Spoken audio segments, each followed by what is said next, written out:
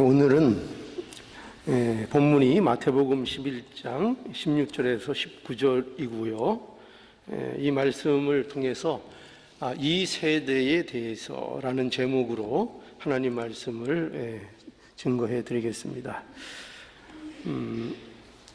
이 복음서의 말씀들을 보면은 예수님께서는 비유를 많이 사용하세요.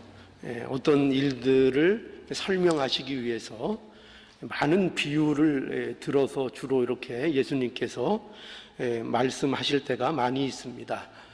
그런데 오늘 이 본문에서도 보면은 예수님께서 아주 여기 간단한 비유 하나를 들어서 말씀을 해 주십니다. 어떤 비유인가 하면은 이 장터에서 노는 아이들에 대한 비유입니다.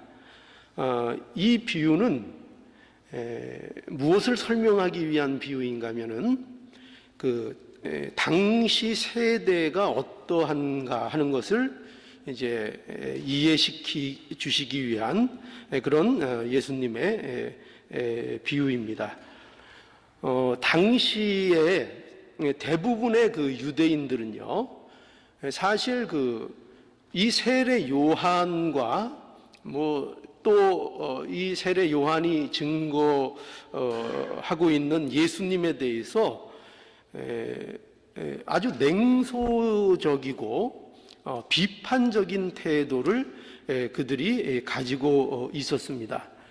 우리는 많은 예수님의 이적과 또 그 말씀을 가르치시는 일, 이런 것들을 성경에서 볼 때에 많은 무리가 이제 예수님을 이제 쫓았다 하는 내용들을 알고 있어서 마치 유대의 사회나 민족들이 대체적으로 세례 요한이나 예수님에 대해서 굉장히 호의적일 것이라고 이렇게 생각을 하지만, 그러나 사실은 유대 사회에서 이 세례 요한이나 예수님은 사실은 굉장히 비판적인 적대감을 받는 그런 상태였습니다. 그런데 그 중에서도 특별히 그 사회의 리더들인 종교 지도자들에게 있어서는 물론 그 중에 예수님을 따르고 또 믿게 된 자들도 있지만, 종교 지도자들의 대다수의 사람들이 예수님에 대해서 굉장히 적대적인 감정을 가지고 있었습니다. 이러한 당시의 세대의 이러한 분위기와 모습을 예수님께서는 오늘 이 비유를 통해서 설명하고 있는 내용입니다. 그래서 우리는 이러한 당시의 세대, 예수님의 이런 말씀을 우리가 좀 신중히 볼 필요가 있습니다. 왜 그런가 하면은 이 세대의 모습은 단지 그 세대, 예수님을 그렇게 못 박어 이렇게 죽인 그 세대만에 대한 말씀이 아니고, 이 세대에 대한 모습이 바로 우리 세대의 모습이기도 하고, 더 적나라하게 말씀드리자면은 그것이 오늘날 하나님을 믿는다고 하는 사람들의 모습 속에서도 이 세대의 모습이 있기에 이 말씀이 굉장히 우리에게 중요하고, 이 세대의 모습을 우리가 통해서 과연 어떤 모습인가, 과연 우리 안에 있는 이 세대의 모습은 또 어떤 것인가 하는 것을 오늘 이 말씀을 통해서 우리가 점검해 볼 필요가 있는 것입니다. 자, 그래서 오늘 이 본문을 보면은요, 예수님께서 오늘 말씀의 시작을 이렇게 말씀합니다. 이 세대를 무엇으로 비유할꼬 이렇게 시작하죠. 거기 이제 그렇게 시작을 하십니다. 그런데 여기에 이제 사용된 여기 이 세대라는 표현이 있죠. 이 세대라는 표현은 이 표현은 그 대체적으로 굉장히 그 부정적인 것을 암시하는 표현입니다. 그러니까 예를 들어서 우리가 여러분 금방 기억나는 거 어디에 있을까요? 아마도 여러분들 저도 그렇게 기억이 나는데 로마서 12장 2절에 보면은 이렇게 말씀하는 것이 있습니다. 너희는 이 세대를 본받지 말고, 그렇죠? 이렇게 이제 얘기합니다. 그러니까 하나님을 정말 믿는 자들, 예수 그리스도 안에서 하나님 앞에 산 제사를 드리는 자들에 대하여 뭐라고 교훈하고 있는가 하면은 너희는 그러니까 예수 믿는 자들에 대한 얘기죠. 너희는 뭐를 본받지 말라고요? 이 세대를 본받지 말고. 그러니까 여기서 말하는 이 세대도 좋은 의미의 세대일까요? 나쁜 의미의 세대일까요? 본받지 말아야 될 세대에 대한 말씀이죠. 그래서 이렇게 성경에서 이렇게 이 세대에 대해서 이제 자주 등장을 하는데, 이 세대는 대체적으로 대부분 다 부정적인 뜻을 담고 있습니다. 어떤 부정적인 내용을 암시하는 이 세대입니다. 그래서 오늘 본문에도 이제 그런 식으로 부정적으로 쓰이고 있습니다. 그래서 예수님께서 뭐라고 말씀하시는가 하면은 이 세대를 무엇으로 비유할꼬 이렇게 이제 말씀하시면서 예수께서 이 세대에 대해서 장터에서 노는 아이들의 예를 들어서 이제 말씀을 시작하십니다. 당시에는 아이들이 아마 그 장터에 모여서 놀았던 것 같습니다. 그러니까 이것도 우리가 쉽게 그럴만하다 이렇게 생각이 듭니다. 저희도 어릴 때 그 추억 보면은 그 동네 마을에 항상 그 장터가 있었고, 그 장이 열리는데도 물론 나가서 많이 이제 놀았고, 또 장이 열리지 않는 때는 그 공터가, 넓은 공터가 있으니까 또 거기에서 이제 놀던 그런 이제 기억이 납니다. 아마도 이 장터는 아이들의 이제 놀이 공간이었을 겁니다. 그래서 오늘 이 본문의 그 내용을 보면 이 아이들이 모여서 결혼식과 같은 잔치, 그러니까 잔치 놀이를 많이 했던 것 같아요. 잔치.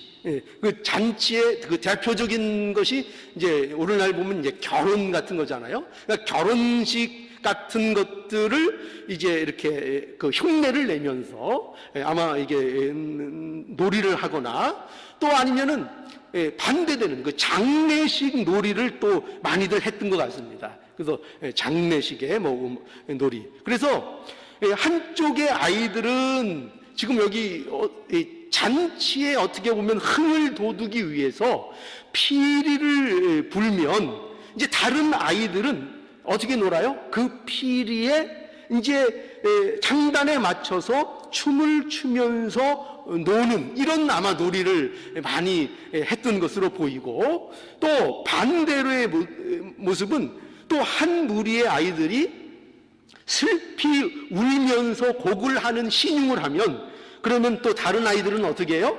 거기에 이제 장단을 맞춰서 곡을 하니까 거기에 어떻게 장단을 맞춰야 돼요?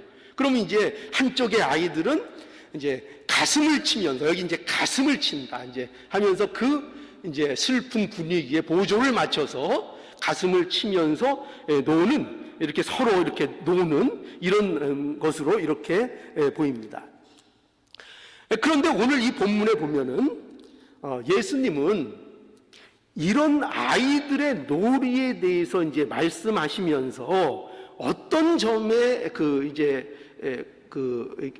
포커스를 이렇게 맞춰서 말씀하시는가 하면은, 이런 놀이를 하는 중에 아이들의 마음이 서로 일치가 되지 않는다는 것을 여기에서 이제 보여주고 있습니다. 일치가 되지 않는 것을. 그래서 한 무리의 아이들이 다른 아이들에게 이렇게 불평을 드러내는 거예요. 우리가 피리를 부는데 너희는 왜 춤을 추지 않느냐 이렇게 이제 불평을 하는 것이고, 또 여기서 애곡하는 아이들은 다른 아이들에게 너희는 지금 왜 우리가 이렇게 애곡하는데 가슴을 치지 않느냐 하면서 이제 또 불평을 한다는 것입니다.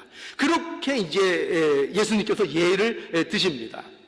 근데 이런 상황들이 우리가 이해가 가지요. 그죠? 우리가 아이들하고 어릴 때 놀아본 기억이 있지만 언제나 아이들이 한 마음으로 놀 수는 없잖아요. 그죠? 마음이 서로 하고 싶은 게 다를 수 있고, 재미있는 것이 다를 수 있고, 생각하는 것이 서로 다를 수 있습니다.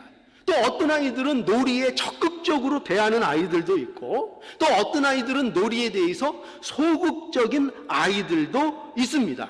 또 자기가 좋아하는 역할도 있을 거고요. 그죠? 자기가 피리를 불고 싶은데 왜 나보고 춤을 추라 그러느냐 이런 애도 있을 거고. 그죠? 내가 애곡하는 거 하고 네가 가슴을 쳐야 되는데 왜 나한테 이런, 나 이 역할 마음에 안 든다 이렇게 생각하는 아이도 있을 것입니다. 그래서 서로 이 놀이 속에서 마음이 일치가 안 되고 불평을 늘어놓는 이런 일들이 지금 벌어지고 있는 것, 그 모습을 예수님께서 예를 드시고 있습니다. 근데 왜 이 모습을 예수님께서 예를 드시는가 하면은 거기에는 이 이유가 있는 거예요. 뭐냐면 예수님께서는 바로 이러한 모습 속에서 이 아이들이 장터에서 이렇게 놀고 한쪽에서 불평을 하고 왜 반응하지 않느냐 이런 모습 속에서 예수님께서 보신 것이 있는 거예요. 그게 뭘 보셨죠? 바로 이 세대의 모습을 보신 것입니다. 이 세대가 이와 같다는 것입니다. 이 세대는 어떤 모습인가? 이런 모습이라는 거예요. 이 아이들이 다른 아이들에 대해서 그들이 무엇을 해도 반응이 없는 것처럼, 그들은 그저 자기 생각과 자기 역할과 자기가 좋은 것에 몰두되어서 다른 아이가 무엇을 하든지 상관없고 그것에 반응을 보이지 않듯이 이 세대가 이 장터의 아이들과 같이 즐거운 일에도 슬픈 일에도 반응하지 않는, 즉 하나님의 진리에 대하여, 그 하나님이 주시는 생명에 대하여 전혀 관심이 없다 하는 것을 이제 말씀하고 있는 겁니다. 예수님은 이걸 보신 거예요. 이 세대, 무감각한 세대, 반응하지 않는 세대, 하나님의 생명과 하나님의 진리에 대하여, 그것에 대하여 아무 감동과 감격을 느끼지 못하는 그 세대의 모습, 그것을 뭐를 통해서 설명하고 계시다고요? 그 아이들이 장터에 노는데 서로 불평하고 전혀 반응하지 않는 그 모습을 통하여 이 세대에 대하여 말씀하고 있다는 것입니다. 여러분, 이제 그래서 이러한 세대가, 예수님께서는 이제 이렇게 이제 이 말씀을 이제 비유를 끌어오세요. 어떻게 끌어오시는가 하면은 이 세대가 그래서 세례 요한과 예수님에 대하여 어떻게 했는지에 대해서 이제 말씀하는 것입니다. 그래서 이 세대는 어떻게 했습니까? 요한과 예수님을 어떻게 했습니까? 조롱하고 비난했습니다. 예수님께서는 이 세대가 요한에 대하여 이렇게 말하는 것을 지적하고 있습니다. 와서 저가 먹지도 않고 마시지도 아니하는 것을 보고 이 세대가 그 요한에 대하여 어떻게 얘기했다고요? 저 사람은 귀신이 들렸다 이렇게 얘기했다는 겁니다. 그러면서 조롱했다는 것입니다. 여러분, 세례 요한은 어떤 사람이었습니까? 메시아를 예비하는 사명을 가진 자였습니다. 그래서 그는 자신의 사명을 위해서 어디에서 생활했습니까? 광야에 나가서 생활했습니다. 여러분, 세례 요한은요, 마음만 먹으면 사실 이렇게 살지 않아도 얼마든지 되는 사람입니다. 세례 요한은 제사장 집안의 자식이며 얼마든지 자기가 편하게 살고자 마음만 먹는다면 세례 요한은요, 얼마든지 편하게 살 수 있는 그런 집안의 사람이었습니다. 그러나 그는 자신의 사명 때문에 그는 광야에 나가서 뭐 먹었습니까? 메뚜기와 석청을 먹고 지내면서 무엇을 외쳤습니까? 회개하라, 천국이 가까웠다 하는 것을 외쳤습니다. 그런데 이런 세례 요한에 대하여 이 세대가 어떻게 얘기하고 있다고요? 저가 귀신 들렸다 이겁니다.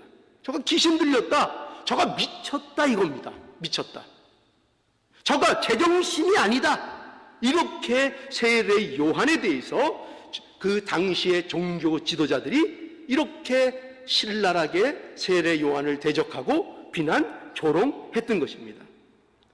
그뿐만 아니에요. 세례 요한뿐만 아니라 또 세례 요한이 증거하고 있는 우리의 구주이신 예수 그리스도에 대해서 이 세대가 어떻게 말하고 있는가 하면은, 저 사람은 먹기를 즐기고 먹기를 탐하고 포도주를 즐기는 자라, 이렇게 말합니다. 저들은 세리와 죄인들과 함께하는 자라, 이렇게 부정한 자처럼 예수님에 대해서 평가하고 예수님에 대하여 조롱을 하는 것입니다. 여러분, 예수님께서는요, 맞습니다, 많은 사람들을 찾아다니셨고요, 예수님께서는 많은 사람을 만나셨습니다. 그리고 그 많은 사람과 실제적으로 생활하시고 그들과 함께 하셨습니다. 예수님께서는 죄인이나 세리들을 멀리 하신 것이 아니라 그들을 찾아가시고 만나시고 그들과 식사하시며 그들과 연애하시며 함께 시간을 보내기도 하셨습니다. 그래서 이렇게 하는 모습을 통해서 예수님께서 무엇을 위해서 오셨는지를 말씀했는데, 이에 대하여 당시 종교 지도자들 그리고 당시의 바리새인들은 몹시도 이러한 모습을 불편하게 생각하고 예수님에 대해서 어떻게 얘기했다고요? 예수님에 대해서 저 사람은 먹기를 탐하는 자다. 그죠? 아니, 언제 예수님께서 그렇게 먹기를 탐했습니까? 그런데 그저 죄인과 자기들이 마음에 안 드는 사람들과 자기들이 부정하다고 생각하는 사람들과 함께 식사하시고 함께 다닌다는 이유로 인하여 예수님을 어떻게 조롱했습니까? 저는 먹는 것만 탐하는 자다. 그 탐욕, 그 뭐라 그랬죠? 그 먹는 거 계속 탐하는 거, 그런 거, 식탐, 그죠? 식탐. 저는 편하게 얘기하면 저 사람은 식탐이 가득한 자다, 이렇게 말씀합니다. 거기뿐만 아니라 저 사람은 포도주를 즐기는 자다, 더 심하게 얘기하면 술을 즐기는 자고 저 사람은 주정뱅이다, 이런 식으로 예수님을 비난하고 조롱했다는 것입니다. 이것이 바로 세례 요한과 예수님에 대한 당시 세대의 생각이었습니다. 그것을 예수님께서 말씀하고 있는 거예요. 여러분, 예수님께서 말씀하시는 요지는 이겁니다. 그게 뭐냐면, 이 세대는 예수님이 이걸 말씀하시려는 거예요. 결국은 이 세대는 하나님의 진리에 대해서 전혀 마음이 없다는 겁니다.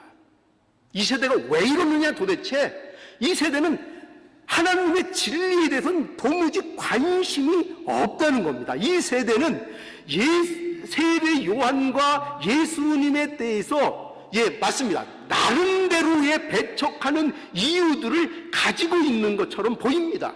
그렇게 보입니다. 그런데 세례 요한의 모습이 마음에 안 드는 겁니다. 그죠? 이들에게 있어서 마음에 안 드는 겁니다.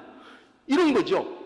왜 도대체 저 사람은 그렇게 해야만 하는가? 그죠? 광야에 나가서 그가 금욕적으로 경건하게 사는 그 모습을 보고 왜 이렇게 유별나게 구는가? 저렇게 유별나게 할 필요가 있는가 하면서 많은 유대의 종교자들이 그 세례 요한의 모습을 싫어하고 그것을 거부하고 조롱했다는 것입니다. 여러분, 그런데 이런 얘기들은 전부 다 뭘까요?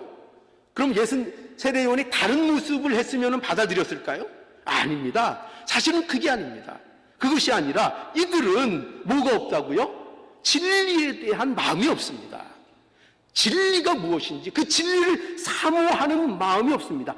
그들이 하는 것은 모두 하나님, 진리를 모르는 자들의 거부, 그것에 대한 핑계에 지나지 않는 것입니다. 그런 말들은 다 핑계입니다. 다 핑계입니다. 그들은 사실 진리에 관심이 없는 거죠. 여러분, 예수님에 대해서도 마찬가지입니다. 예수님은 어떻게 보면 세례 요한과 또 이렇게 다른 모습으로 자신을 증거하셨습니다. 그죠? 아까 말씀드린 대로 예수님은 어떻게 하셨습니까? 광야에서 나가서 그렇게 야인처럼 행동하신 것이 아니라 예수님은 오히려 많은 사람들을 찾아가서 만나주셨습니다. 어려운 사람들을 멀리까지 직접 찾아가서 만나시는 일들을 하셨습니다. 세리와 죄인들을 만나시고 그들을 구원하시고 그들과 함께 하셨습니다. 그런데 결국 그들의 예수님에 대한 세상의 평가는 뭡니까? 또 어떻게 비난하죠? 그런 모습은 또 이렇게 비난하죠. 저는 먹기만 하고 탐욕스럽고 취하기를 잘하고 죄인과 세리들과 어울리기를 잘하는 그런 자다. 또 이렇게 비난하는 것입니다. 여러분, 무엇이 문제입니까? 그 세대는 무엇이 문제입니까? 예수님이 어떻게 한 것이 문제입니까? 세례 요한이 어떻게 한 것이 문제입니까? 그들의 방식이 마음에 안 드는 것이 문제입니까? 그렇지 않습니다. 근본적인 원인은 그 세대가 하나님의 진리를 애당초 사모하지 않기 때문인 것입니다. 하나님의 진리를 모르기 때문입니다. 그들은 애당초 예수님을 믿을 마음이 없기 때문인 것입니다. 그것을 지적하고 있는 것입니다. 우리는 이 세대가 왜 이렇게 진리에 대해서 무관심한 걸까? 여러분, 이것을 우리가 생각해야 합니다. 이상하지 않습니까? 왜 이렇게 이 세대가 진리에 대해서 무감각한 것일까? 우리는 이 진리를 분명히, 이 이유를 분명히 알아야 합니다. 이러한 내용을 심각하게 또 중요하게 우리가 다루어야 할 이유가 있어요.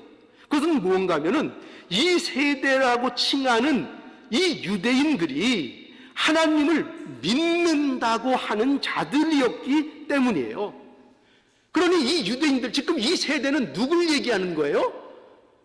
하나님을 안다는 사람들을 얘기하는 거예요. 하나님을 믿는다고 하는 사람들을 얘기하는 겁니다. 당시 가장 종교적이었고 가장 하나님을 잘 섬기고 율법을 가장 잘 안다고 하는 사람들이 이렇게 세례 요한과 예수님을 배척했다는 사실, 이 사실을 우리는 굉장히 깊이 생각해 보아야 하는 것입니다.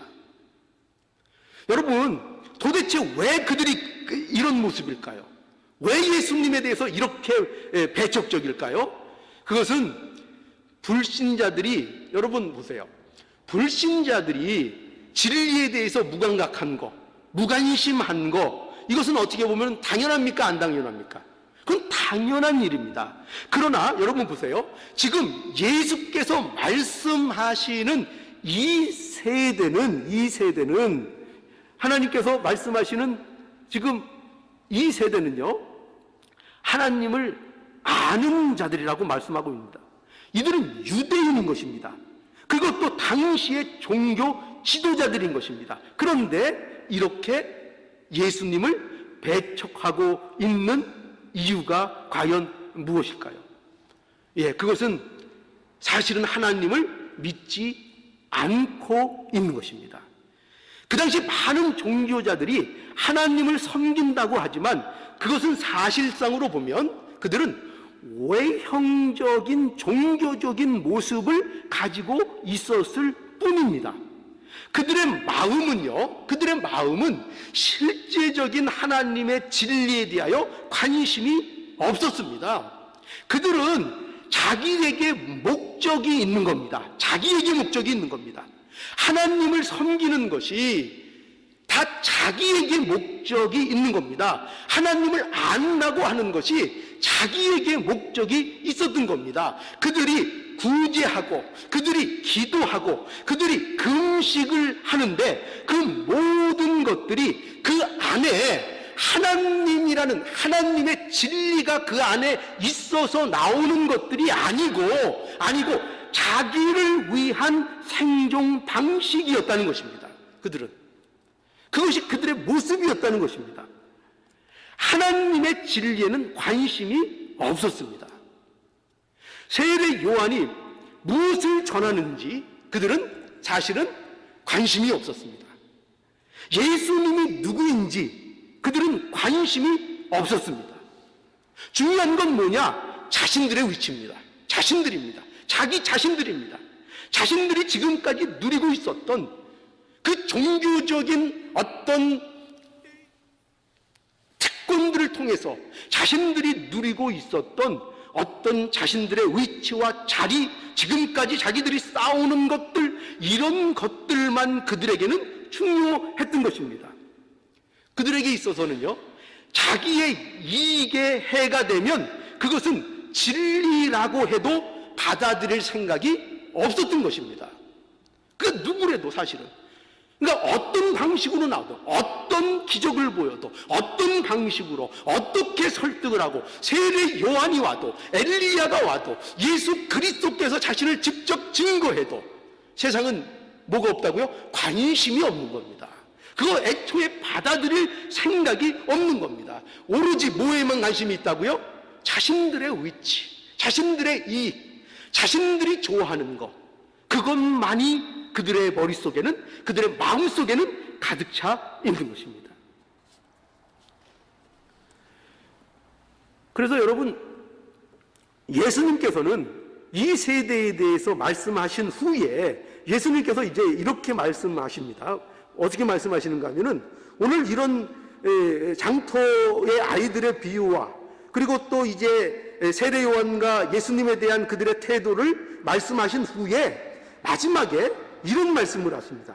무슨 말씀을 하시는가 하면은 그 19절 맨 끝에 보면은 이렇게 말씀하세요. 지혜는 그 행한 일로 인하여 옳다함을 얻느니라 하는 겁니다.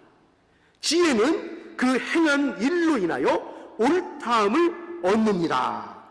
여러분, 여기에서 말씀하고 있는 이 지혜는요, 하나님의 진리를 말하는 것입니다. 이 하나님의 말씀이, 이 예수님의 지금 이 말씀이 어떤 뜻인가 하면, 하나님의 진리는 이 세대가 어떻게 반응하는가에 따라 그 정당성이 확보되거나 달라지지 않는다는 것입니다. 즉, 다시 얘기해서 하나님의 진리는 이 세대가 그 진리에 대하여 어떻게 반응해 주는가에 따라 그것이 진리가 되기도 하고 그것이 진리가 아닌 것이 되기도 하는 그런 것이 아니라는 것입니다. 하나님의 진리는 이 세상이 그것을 인정하든 받아들이진 않든 하나님의 진리는 그 진리로서 그 옳음이 드러나고 증거된다는 것입니다. 옳은 것이 반드시 증명된다는 것입니다. 하나님의 진리는 그 자체가 옳은 것으로 그것이 증명된다는 것입니다. 여러분, 하나님의 진리는 그 자체가 옳은 것이기 때문에요, 항상 어떤 결과를 가져온다고요? 옳은 결과를 가져옵니다. 하나님의 진리는 그 진리가 이루어 놓은 일을 통하여 스스로 그 진리가 옳은 것이라는 것을 인정받습니다. 여러분, 이러한 사실을 누가 우리에게 보여주셨습니까? 누가 보여주셨죠? 예수 그리스도께서 우리에게 이것을 보여주셨습니다. 예수께서 우리를 위해서 대속 제물이 되셔서 십자가에 죽으시고 부활하셨습니다. 그렇죠? 죄인인 우리를 위하여 그 모든 것을 희생하셨습니다. 로마서 5장 8절에 보니까 우리가 아직 죄인 되었을 때에 그리스도께서 우리를 위하여 죽으심으로 하나님께서 우리에게 대한 자기의 사랑을 확증하셨느니라 분명히 말씀하고 있습니다. 무엇이 이루어졌습니까? 하나님의 진리가 예수 그리스도의 행하심을 통하여, 예수님이 우리에게 행하신 그 모든 일을 통하여 그것이 옳다 인정을 받으셨습니다. 하나님의 진리가 높임을 받았습니다. 하나님의 영광이 예수 그리스도의 그 모든 행하신 일로 인하여 하나님께서 영광을 받으시고 그 모든 일이 옳다는 것이 증명이 되었습니다. 그래서 보십시오. 우리가 오늘날 생명을 가지고 있습니다. 옳다 인정을 받고 있습니다. 우리가 생명을 갖고 있습니다. 과연 그 누구가 우리를 위하여 이런 일을 할 수 있습니까? 오직 하나님만이, 하나님의 아들만이 이 일을 실제로 행하시고 이루시고 이 일을 옳다 입증하시는 것입니다. 이 세대는 예수님을 배척했습니다. 그러나 그분은 즉 예수님은 자신의 길을 묵묵히 걸어가셨습니다. 십자가를 향하여 그 일생을 걸어가셨고 십자가를 지시고 그 사역을 완성하시고 부활하시고 그 구원 사역을 이루심으로 말미암아 하나님께서 옳다 인정함을 받으셨습니다. 영광을 받으셨습니다. 하나님 앞에 영광을 올리셨습니다. 그리고 그 안에서 우리 모두가 생명이 되었습니다. 우리가 모두가 생명이 되었습니다.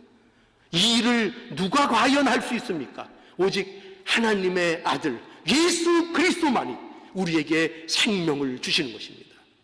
이 일을 옳다 인정받으셨습니다. 여러분, 이제 우리는 하나님의 진리에 대하여 우리의 마음이 어떠한가를 생각해 보아야 합니다. 과연 이제 여러분에게 제가 묻겠습니다. 우리의 마음은 과연 어떠합니까? 오늘날 우리의 마음은 어떠합니까? 하나님의 진리에 대하여 우리의 마음에 어떤 진동이 일어나고 있습니까? 하나님의 말씀이 증거되고 말씀을 읽고 하나님 앞에 서는 이 모든 순간에, 그 말씀 앞에 서는 이 순간에 과연 우리에게 마음에 무엇이 일어나고 있습니까? 과연 마음에 진동이 일어나고 있습니까? 얼마 전에 지진이 일어났죠. 지진이 일어나니까 막 집이 떨리고, 그죠? 저도 막 제 몸이 떨리고 진동이 일어나더라고요. 그죠?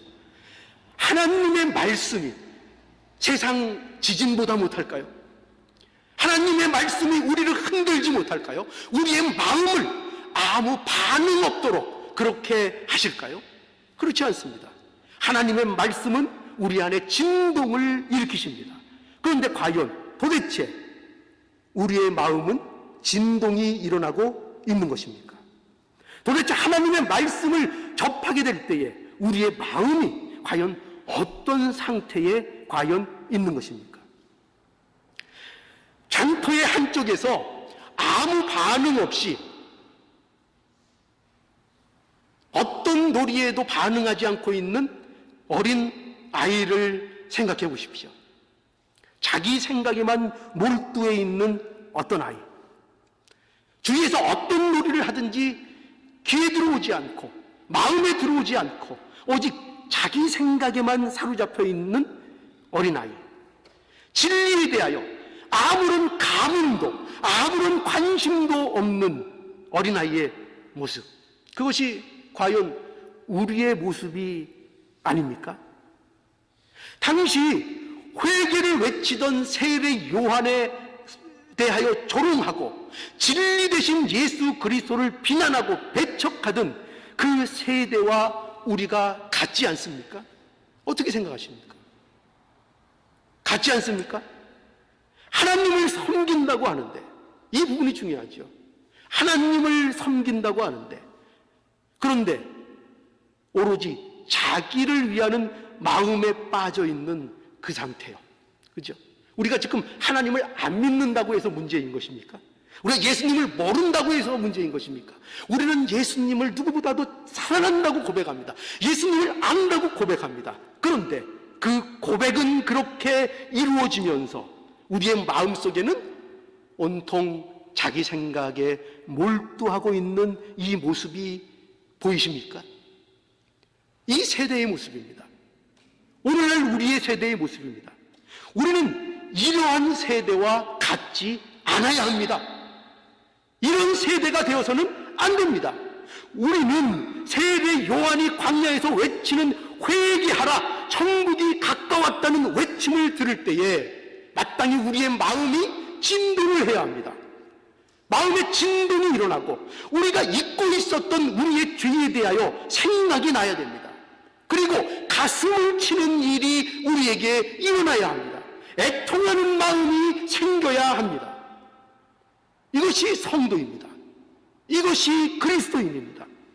또 예수님이 우리의 그리스도가 되어주셔서 우리를 진리와 생명 가운데로 인도해 주셨다는 이 사실에 대하여 마음이 언제나 춤을 출 수 있어야 됩니다. 여러분, 말씀 앞에 선 우리가, 과연 복음 앞에 서 있는 우리가 이 말씀에 우리가 춤을 추는 자가 되고 있습니까? 춤을 추고 있습니까? 춤을 춰야 합니다. 외침을 들을 때에 마음의 진동이 일어나야 되고, 이 복음의 소식을 들을 때에 우리의 마음에 춤이 추어져야 하는 것입니다. 여러분, 포도주가 떨어진 혼인잔치에 예수님께서 물로 포도주를 만드신 사건을 우린 기억합니다. 그 사건은요, 기쁨을 잃어버릴 수밖에 없는 혼인잔치에 예수님께서 기쁨이 이어지도록 조치를 취하신 사건입니다. 그것이 슬픔으로 끝나지 않도록 우리의 인생에 예수님께서 찾아오셔서 하신 일이 뭐냐? 우리는 모두 포도주가 떨어진 혼인잔치처럼 이제 끝내야 되는 형편이었습니다. 희망이 없습니다. 이제 더 이상 이 잔치를 유지할 어떤 명분이 없습니다. 그런데 예수님께서 우리의 인생에 찾아와 주셔서 우리에게 물로 포도주가 되는, 우리의 인생이 변하는 이 놀라운 은혜와 축복을 허락해 주셔서 우리로 기쁨을 연장할 수 있도록, 아니 영원한 기쁨을 누릴 수 있도록 하나님의 천국 혼인잔치에 우리가 입성하며 그 잔치를 함께 누릴 수 있도록 하나님께서 우리에게 기쁨을 더해 주셨습니다. 이것이 성도입니다. 이것이 바로 우리의 모습입니다. 이것이 바로 그리스도인입니다. 이것이 교회를 나오는 자들의 모습입니다. 여러분, 우리의 마음은 과연 오늘날 어디에 있습니까? 우리의 마음을 생각해 보십시오. 지금 여러분들이 가지고 있는, 여러분 속에 있는 그 마음, 그 마음이 여러분을 얘기합니다. 그 마음이 과연 어디에 가 있습니까? 우리가 하나님의 진리에 관심이 있는 자라면, 예수를 그리스도라 믿는 자라면 우리는 우리의 이 마음을 먼저 점검해 보아야 하는 것입니다. 우리의 마음을 늘 점검해야 합니다. 하나님을 믿는다고 하는 우리가 하나님의 진리에 대하여 왜 마음의 진동이 일어나지 않는가?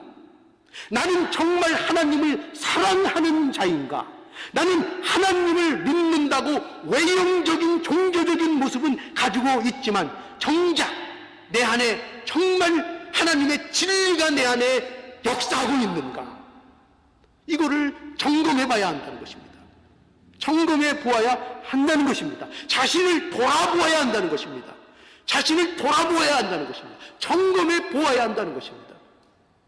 여러분, 바로 이것이 우리 안에 있다면 이 점검, 이 자신의 마음을 돌아보는 이 일이 여러분들에게 지금 일어나고 있고 그럴 마음이 여러분들에게 있다면 뭐죠? 나는 정말 왜 이럴까? 마음의 진동이, 하나님 말씀 앞에서 왜 진동이 없을까? 왜 이런 일이 나에게 이루어지지 않는 것일까? 나는 정말 하나님의 사람이 맞는가? 나는 오늘도 이 자리에 앉아 있는데 하나님의 사람이 맞는가를 여러분들이 점검해 볼 때 여러분들은 안심하십시오. 여러분들은 그리스도인입니다. 그 점검이 여러분들에게 이루어지고 있다면, 그것을 여러분들에게 스스로 물 수 있는 자들이라면 여러분들은 하나님의 사람입니다. 여러분들은 그리스도인입니다. 오늘도 이 물음을 위해서, 만약 혹 이 물음이 도무지 내게 마음에 들지 않는다면 하나님 앞에 절구하십시오. 이거보다 중대하고 긴박한 문제는 없습니다. 이거보다 긴박한 문제는 없습니다. 하나님 앞에 목 놓아 우십시오. 그 순간 여러분은 그리스도인입니다. 목 놓아 우십시오. 부르짖으십시오. 하나님 앞에 살려달라고 매달리십시오. 내 마음이 왜 이렇습니까? 도대체 왜 이렇습니까? 왜 하나님의 말씀에 이렇게 저 장터의 아이들처럼 도무지 움직이는 마음이 생기지를 않는 것입니까? 왜 그렇습니까? 왜 그렇습니까? 여러분은 그리스도인입니다. 이 말씀을 명심하셔서 오늘 이 세대가 어떠한가에 대해서 말씀하시는 이 예수님의 말씀 귀담아 들으시고 이 세대의 모습이 우리의 모습이 되어서는 안 된다는 것을 마음에 담으시고 이 세대를 본받지 않고 나가는 복된 저와 여러분들이 되기를 간절히 바랍니다.